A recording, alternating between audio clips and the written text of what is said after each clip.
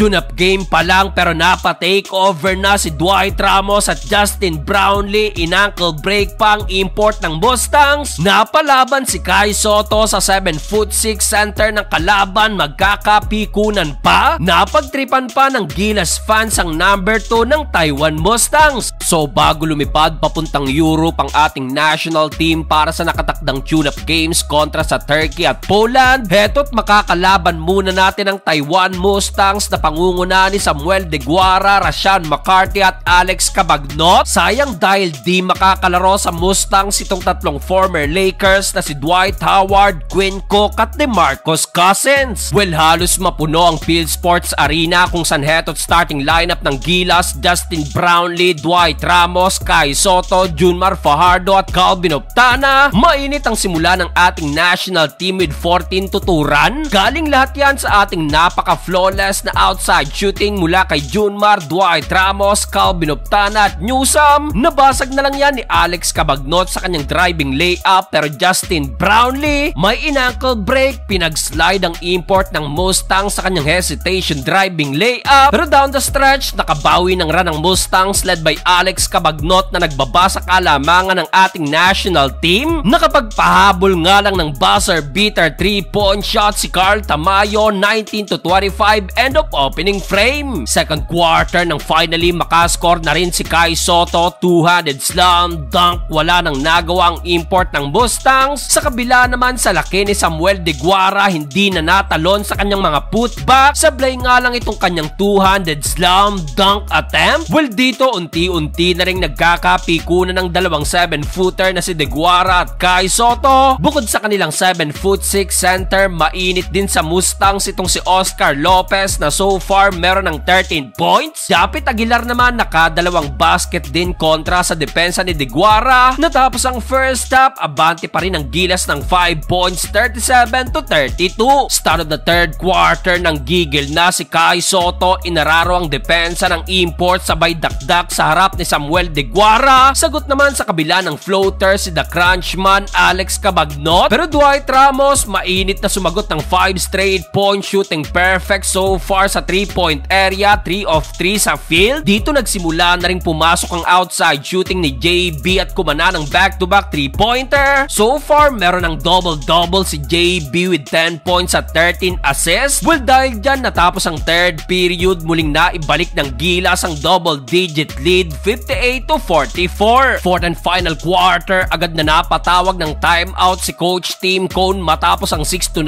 run ng Taiwan Mustangs. Butit after timeout, heto't muling pinanguna ni JB at Dwight Ramos ang ating national team. Mamo si Dwight Ramos with 19 points, a total of 12 points, 15 assists at 5 rebounds naman itong si JB. Well, dahil dyan panalo ang ating national team, pero ang kumumpleto sa laban na to nang ipasok ang number 2 ng Mustangs, abay kakapasok lang napagtripan pa ng Gilas fans nang magsigaw ang MVP.